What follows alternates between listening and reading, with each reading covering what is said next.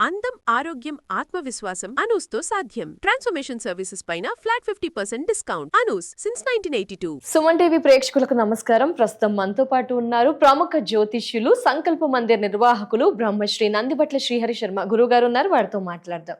గురుగారు నమస్కారం. గురుగారు వాగర్థావివ సంపృక్తౌ వాగర్థ ప్రతిపత్తయే జగతః పితరౌ వందే పార్వతీ పరమేశ్వరౌ ఆదిత్యాయ చ సోమాయ మంగళాయ బుధాయ చ గురు శుక్ర శనిభ్యశ్చ రాహవే కేతవే నమః. శృంగేరి జగద్గురు పీఠాధిపతులకి, కంచి పీఠాధిపతులకి నమస్కారములు తెలియజేసుకుంటూ కార్యక్రమాన్ని ప్రారంభిద్దాం. గురుగారు, శివ ముక్కోటి ఆ రోజున మేమంతా కూడా శివానుగ్రహం పొందాలనుకుంటున్నాం. గురుగారు, మరి ఆ దర్శనం ఏ విధంగా చేసుకోవాలి? ఆ దర్శనం తీరంతా కూడా ఒక్కసారి ఎక్స్ప్లెయిన్ చేయరా గురుగారు? తప్పకుండానమ్మా. వీక్షించేటువంటి సుమన్ టీవీ ప్రేక్షకులు ఈ యొక్క వీడియోని ఆశాంతం వీక్షించండి. ఎందుకనంటే సృష్టి స్థితి లయకారకాలలో లయకారకుడు పరమేశ్వరుడు. అనగా ఏ సంబంధించినటువంటి పని జరగాలన్నా శివానుగ్రహం కావాలి. ఈ కార్యక్రమాన్ని మీరు వీక్షించాలన్నా, ఈ కార్యక్రమాన్ని చెయ్యాలన్నా ఆ శివాజ్ఞ మేరకే జరుగుతుంది.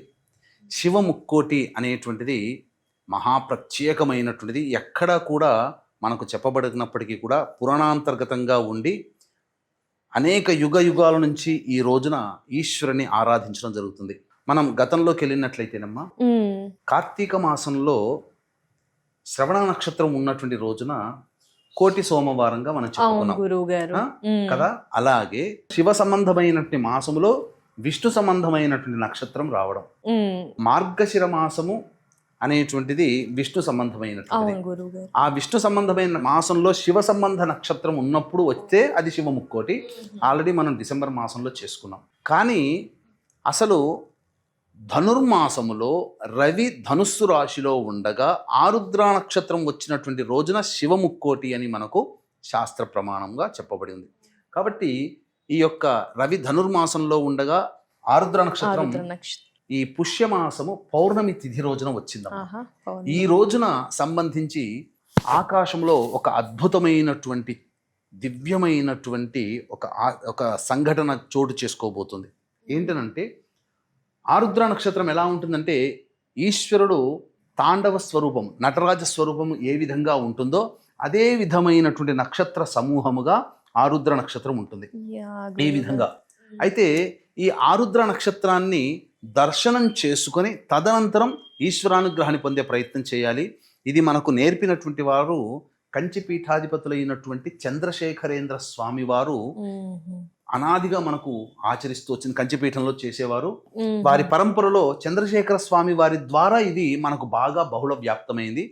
చిదంబరంలో ఈ ఆరుద్ర నక్షత్రం శివముక్కోటి ఉన్నటువంటి రోజున కంచిపీఠాధిపతులు స్వయాన తెల్లవారుజామున 3 గంటలకల్లా వేచి చూస్తూ ఆ యొక్క ఆరుద్ర నక్షత్రాన్ని ఆకాశంలో దర్శించుకొని శివుని యొక్క అనుగ్రహాన్ని పొందే ప్రయత్నం, అభిషేకాలు, హోమాలు, అర్చనలు చేసేవారు. మనకు ఎలా కనబడుతుంది అనంటే, మనకు ఆకాశంలో ఆ రోజున 3వ తారీఖు రోజున తెల్లవారుజామున 3 గంటల నుంచి 5:30 మధ్య కాలంలో ఆకాశంలో ఒక వింత సంఘటన ఉంటుందమ్మ. అంటే ప్రతిరోజు ఉంటుంది, కానీ ఈ శివముక్కోటి అని చెప్పుకోబడే 3వ తారీఖు జనవరి రోజున 2026 సంవత్సరంలో ఇలా 3 నక్షత్రాలు, అంటే 3 చుక్కలు ఇలా వరుసగా ఉంటాయి. లేదా ఇంకా చెప్పాలి అంటే నిలువుగా, అడ్డంగా ఉంటాయి. గుర్తుపెట్టుకోండి. ఇలా ఇదే మనకు ప్రధానంగా దీన్ని ఆనుకునే మొత్తం అంతా కూడాను ఈ యొక్క సంబంధించినటువంటి ఆరుద్ర నక్షత్రం. శివుడు నటరాజ స్వరూపంలో తాండవం చేస్తున్న విధంగా ఇలా ఉంటుంది. చూసారా, పాదములు ఇలా పైకెత్తడం, కింద పాదం ఉండడం, చేతులు ఇలా ఉంచడం, ఇలా పెట్టడం. ఇది కాబట్టి ఈ 3 అడ్డ నక్షత్రాలు ఇక్కడ ఒకటి ఉంటాయి, ఇక్కడ ఒక చోట ఉంటాయి, ఇలా నిలువుగా ఇక్కడ ఒక ఇలా. ఈ యొక్క సమూహాన్ని చూస్తే, ఎందుకంటే కంటి దృష్టి బాగా ఉన్న వాళ్ళకి మాత్రమే ఈ టోటల్ నక్షత్ర మండలం కనబడుతుందమ్మా. కానీ ఈజీగా గుర్తుపట్టగలిగినటువంటిది మాత్రం నిలువుగా ఉండేటువంటివి 3 చుక్కలు, నిలువుగానైనా కానీ అడ్డంగానైనా కనబడుతుంది. నమస్కారం చేసుకుంటే చాలు, సంపూర్ణమైనటువంటి శివానుగ్రహం కలుగుతుంది వెంబడే.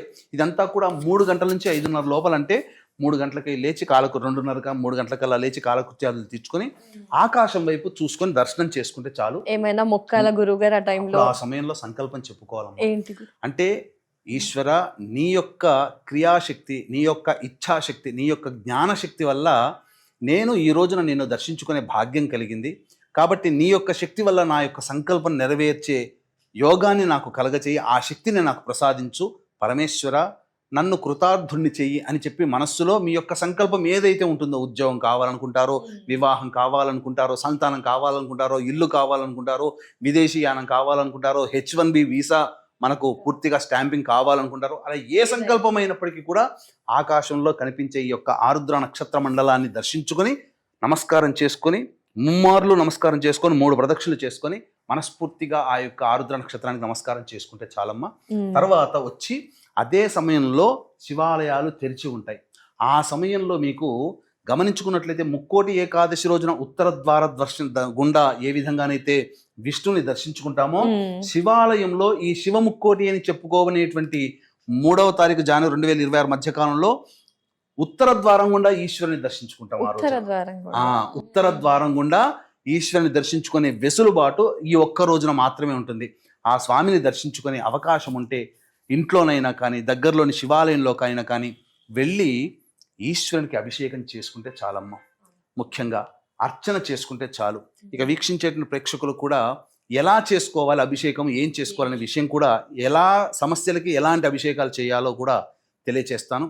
వీక్షించేటువంటి సుమ టీవీ ప్రేక్షకులు కూడా గమనించాల్సింది ఏంటంటే, ఈ యొక్క జనవరి 2026 సంవత్సరం ప్రారంభం తొలి రోజుల్లోనే ఈ శివముక్కోటి వచ్చింది కాబట్టి, ఈ 2026 సంవత్సరంలో వీక్షించేటువంటి ప్రేక్షకుల యొక్క సంకల్పం సంపూర్ణంగా నెరవేరాలి, కోరికలన్నీ తీరాలి, ఆనందంగా జీవించాలనే సదుద్దేశంతో శ్రీకాళహస్తి క్షేత్రంలో కానీ, శ్రీశైల క్షేత్రంలో కానీ మీ గోత్రనామాదులతో నవగ్రహాల యొక్క అనుగ్రహం కలగడం కోసం నవగ్రహ పాశుపత హోమము, ఆరోగ్యం కోసం మృత్యుంజయ హోమము, వివాహం కాని అబ్బాయిలకి అమ్మాయిలకి దాంపత్య సమస్యలకి హోమాదులు, అలాగే కోర్టు సమస్యలు, శత్రు సమస్యల నరదృష్టి కోసమే ఈ సుదర్శన మూలమంత్ర హోమము, రుద్ర హోమము, ధనప్రాప్తి కోసమే లక్ష్మీ హోమం అనేటువంటిది జరిపించడం జరుగుతుంది.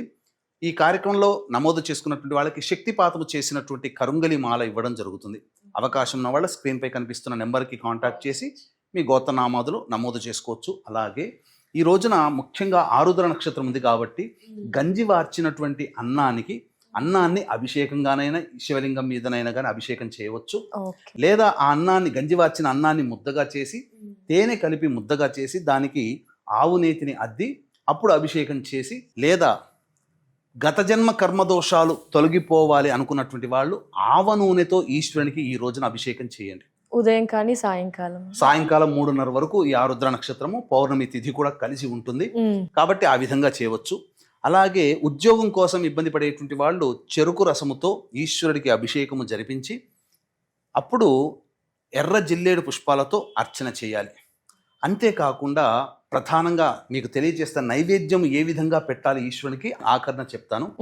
ఇక వివాహం కాని అబ్బాయిలు అమ్మాయిలకి కండ చక్కెర అంటారు, మిశ్రీ అంటారు, వాటిని పొడి చేసి ఆ పొడిని నీటిలో వేసి ఆ నీటితో ఈశ్వరునికి అభిషేకం చేసి గన్నేరు పుష్పాలతో కానీ లేదా మల్లెపూలతో కానీ ఈశ్వరునికి అర్చన చేయాలి. ధనప్రాప్తి కావాలి అనుకునేటువంటి వాళ్ళు ముఖ్యంగా గరికను నీటిలో వేసి, పంచామృతాలతో అయినా కానీ లేదా గరికను నీటిలో వేసి ఆ యొక్క గరిక నీటితో ఈశ్వరునికి అభిషేకం చేసి బిల్వ దళములతో అర్చన చేయాలి. ధనప్రాప్తి కావాలనుకునేటువంటి వాళ్ళు. అలాగే ఈశ్వరునికి మహాప్రీతికరమైనటువంటిది తుమ్మి పుష్పములు. ఈ తుమ్మి పుష్పములతో అర్చన చేసిన చాలా సంతోషిస్తాడట. అలాగే మీకు ఆఖరణ చెప్తానని చెప్పాను కదమ్మా, నైవేద్యంగా నూకలు లేనటువంటి బియ్యాన్ని మనం తయారు చేసుకొని ఇంట్లోనైనా కానీ, ఇప్పుడు బియ్యం వస్తుంది, నూకలన్నీ తీసి స్వచ్ఛమైనటువంటి బియ్యముతో బెల్లం పాయసం చేసి ఈశ్వరునికి ఈ రోజున నైవేద్యం పెట్టాలన్నారు. పెట్టినట్లయితే తప్పకుండా ఆ శివానుగ్రహం వల్ల మీ యొక్క సంకల్పం అచిరకాలంలో, అంటే ఈ శివముక్కోటి రోజున చేసినటువంటి పుణ్య కార్యక్రమం 3 జనవరి 2026 రోజు చేసినటువంటిది 15వ తారీఖు అనగా శివరాత్రి లోపల మీకు సంతోషకరమైన వార్త వింటారు. అందులో ఏమాత్రం సందేహం లేదు. ఈశ్వరుడు అంతటి వాడు. కాకపోతే నిర్మలమైన మనస్సు, ఏదో శివుని పరీక్షించాలనే ఉద్దేశంతో కాకుండా అచంచలమైనటువంటి భక్తి విశ్వాసముతో, ప్రేమతో, ఆర్ద్రమైనటువంటి హృదయముతో ఆ పరమేశ్వరుని శివముక్కోటిగా చెప్పుకునేటువంటి ఈ 3వ తారీఖు జనవరి 2026 సంవత్సరంలో ఈశ్వరుణ్ణి దగ్గరలో ఉన్నటువంటి సిద్ధక్షేత్రంకైనా వెళ్ళండి, జ్యోతిర్లింగ క్షేత్రానికైనా వెళ్ళండి, లేదా ఇంటికి దగ్గరలో ఉన్న శివాలయంలోనైనా వెళ్ళండి, లేకపోతే మీ ఇంట్లోనైనా కానీ చేసుకోండి. లేదు ఆ రోజంతా మాకు కుదరలేదు అంటే సాయంత్రం 3:30 వరకు కూడా అవకాశం ఉంది కాబట్టి ఏ సమయంలోనైనా కానీ ఆ ఈశ్వరుని దర్శించుకొని మీ యొక్క సంకల్పాన్ని చెప్పుకొని ఆర్ద్రమైనటువంటి హృదయంతో నీవే దిక్కు పరమేశ్వర, నీ యొక్క శక్తి వల్లనే నాకు ఈ యొక్క సంకల్పం నెరవేరాలని చెప్పి ముమ్మారులో మీ యొక్క సంకల్పాన్ని పరమేశ్వరునికి విన్నవించండి. అంతకంటే ముందుగా పరమేశ్వరునితో పాటు అమ్మవారి యొక్క అనుగ్రహం కూడా కావాలి అనుకునేటువంటి వాళ్ళు ముందు రోజైనటువంటి 2వ తారీఖు జనవరి రోజున సాయంకాలం 7 to 8 గంటల 5 నిమిషాల మధ్య కాలంలో మృగశిర నక్షత్రం 4వ పాదము పౌర్ణమి తిథి కలిసి ఉంటుంది.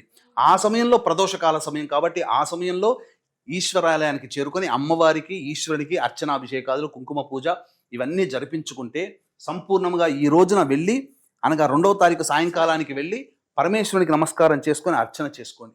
అమ్మవారికి నమస్కారం చేసుకొని అర్చన చేసుకోండి. గన్నేరు పూలమాల ఈశ్వరునికి సమర్పించండి.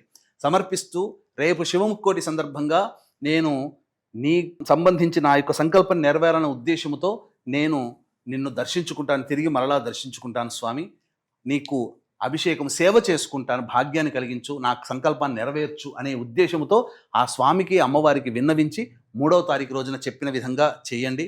తప్పకుండా మీకు మంచి జరుగుతుంది అని చెప్పడంలో ఏమాత్రం సందేహం లేదు. ఇటువంటి పుణ్య కార్యక్రమాన్ని మీకు తెలిసిన 10 మందికి సమాచారాన్ని చేరవేయండి. 10 మంది పొందే పుణ్యంలో మీకు కొంత భాగం వస్తుంది, అందులో ఏమాత్రం సందేహం లేదు. అవకాశం ఉంటే మన పీఠమాధ్వర్యంలో సశాస్త్రీయముగా నిజాయితీగా శ్రీశైల క్షేత్రంలో లేదా శ్రీకాళహస్తి క్షేత్రంలోనే కానీ జరిగే సర్వదోష నివారణ పూజల హోమాల్లో పాల్గొని కరుంగలి మాలని సొంతం చేసుకోండి. శక్తిపాతం చేసినటువంటిది. స్క్రీన్పై కనిపిస్తున్న నెంబర్కి కాంటాక్ట్ చేసి పూర్తి వివరాలు తెలుసుకోవచ్చు. తప్పకుండా గురువుగారు, ధన్యవాదాలు గురువుగారు. శివముక్కోటి యొక్క విశిష్టత, ప్రాధాన్యత, ఆ రోజు అందరూ చేయవలసిన నియమాలు, పద్ధతులు, పరిహారాలు ఎంత చక్కగా ఎక్స్ప్లెయిన్ చేశారు గురువుగారు. చాలా ధన్యవాదాలు. నమస్కారం గురువుగారు. సర్వం శ్రీ ఉమామహేశ్వర పరబ్రహ్మార్పణమస్తు.